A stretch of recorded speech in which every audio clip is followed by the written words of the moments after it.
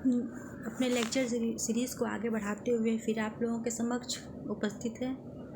हमने आपको कहा था कि हम आप लोगों को थ्योरीज ऑफ कॉर्पोरेट पर्सनालिटी बताएंगे, विधिक व्यक्तित्व के सिद्धांत। इसमें पहला सिद्धांत हम पढ़ते हैं परिकल्पना का सिद्धांत, जिसको फिक्शन थ्योरी कहते हैं। इसके विधिशास्त्री, इसके समर्थक कौन थे? ग्रे, हालैंड, केल्सन, सामंड आदि। इन लोगों ने लीगल फिक्शन को ही कॉर्पोरेट पर्सनालिटी का अस्तित्व इसी लीगल फिक्शन से माना।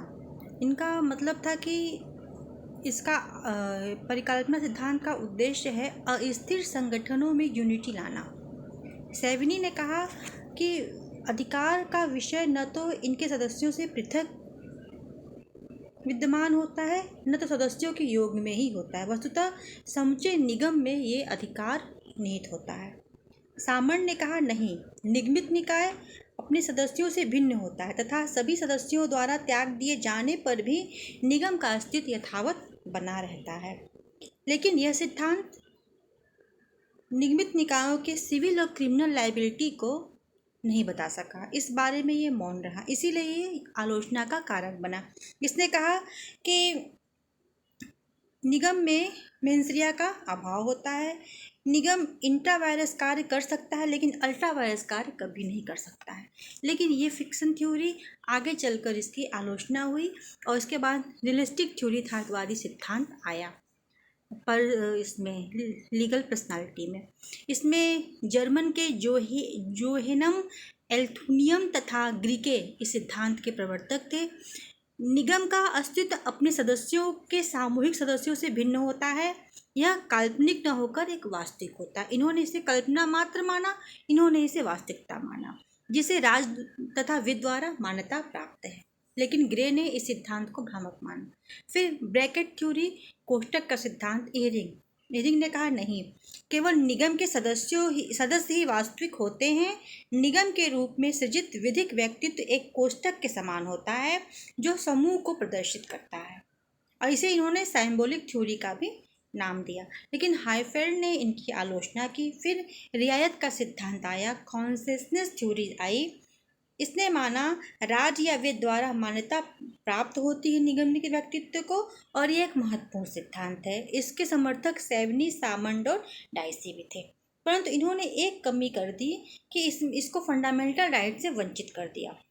कहा कि प्रगतिशील राष्ट्रों में संविधान द्वारा नागरिकों को प्रदत्त फंडामेंटल राइट निगमिक व्यक्तित्व को बिल्कुल प्राप्त नहीं होते हैं। इन्होंने राज्य के विवेक शक्ति पर निर्बंधन लगाया।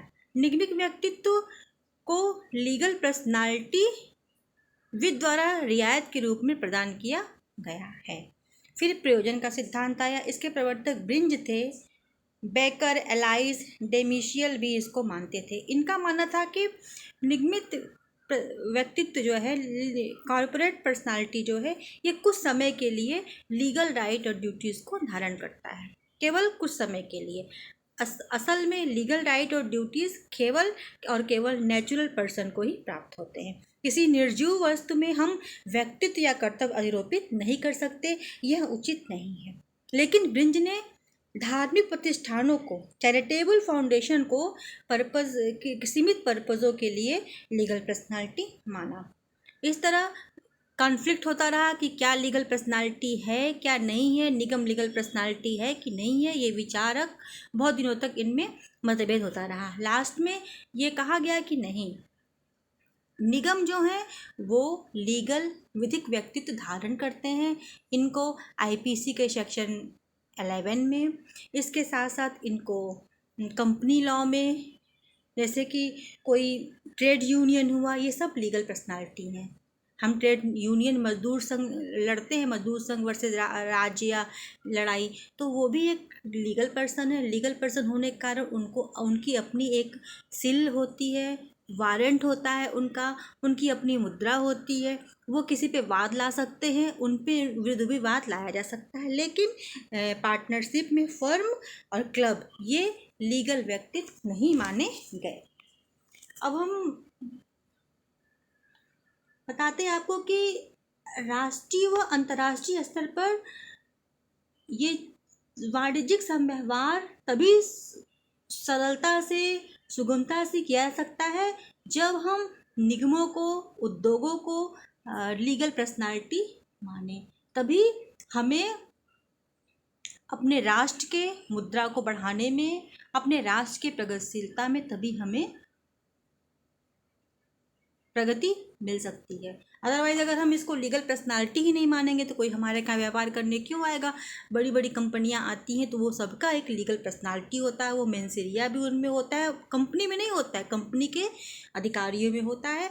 उनको दंडित किया जा सकता है और वो हमारे खिलाफ भी वाद ला सकते हैं। तो ये तो क्लियर हो गया कि लीगल पर्सनालिटी कहाँ है। अब हम पढ़ेंगे कि लीगल राइट के बारे में।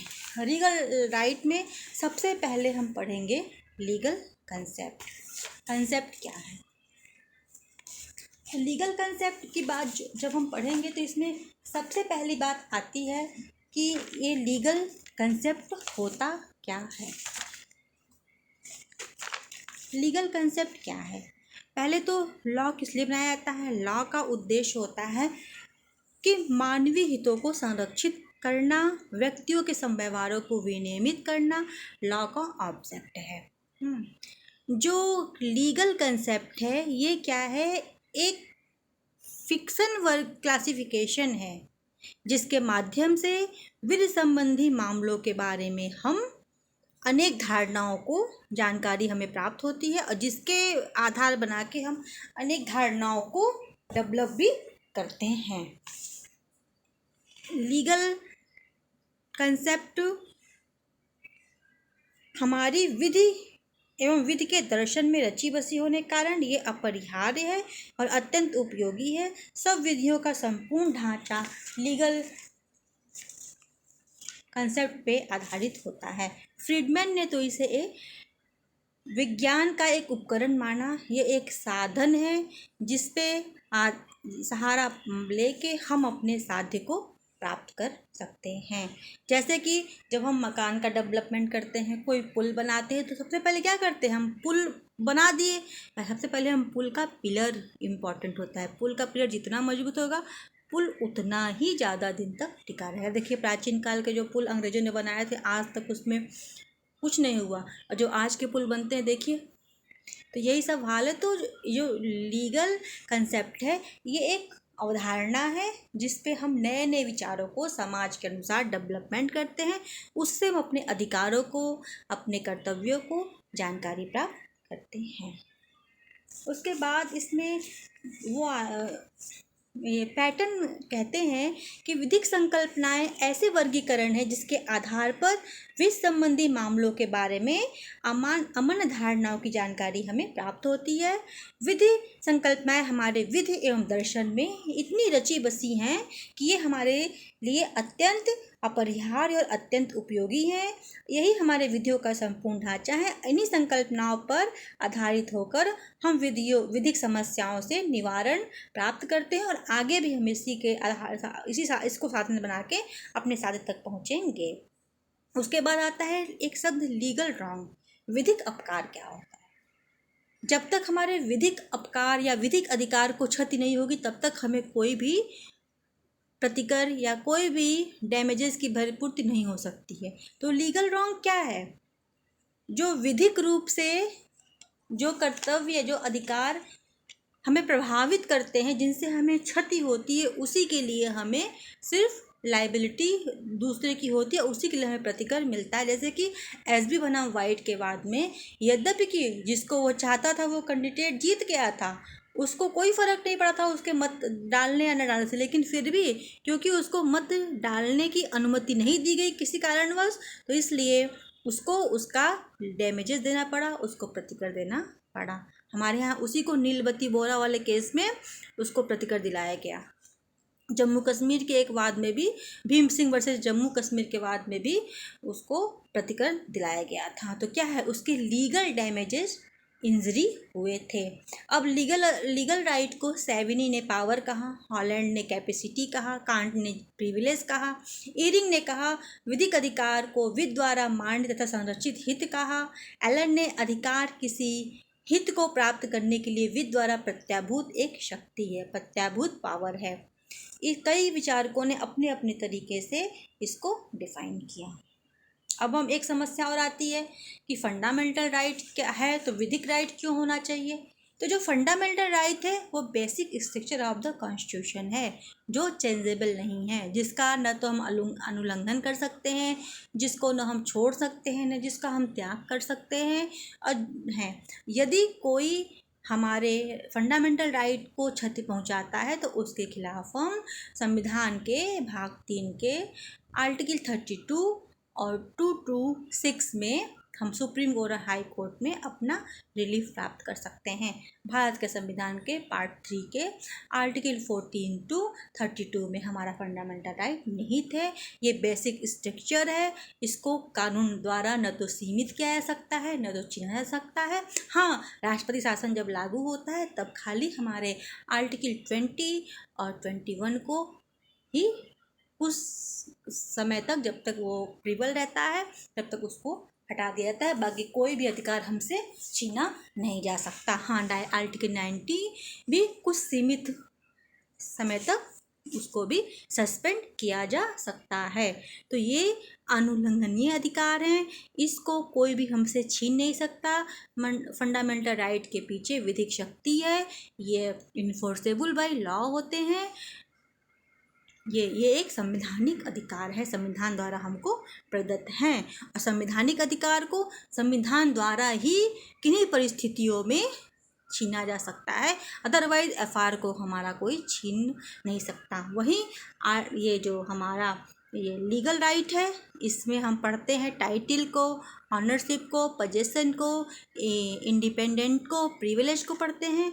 ये अनुच्छेद 31 में पहले ये संविधान में रखे गए थे, फिर 44वें संविधान संशोधन 1989 द्वारा इनको वाइड कर दिया गया। और ये हमारे एक सामान्य अधिकार है, हमारे ये सांविधिक अधिकार हैं, जिसको हमें कोई स्टैट्यूटरी के माध्यम से ही उसमें छीना झपटी या कम या अधिक किया जा सकता है, अदरवाइज कोई नहीं किया जा सकता है।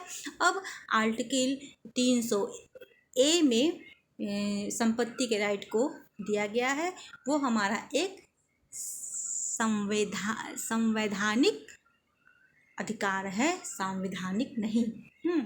ये रहा आपका लीगल राइट। फंडामेंटल राइट में क्या अंतर है, लीगल राइट का कंसेप्ट क्या है, और निगम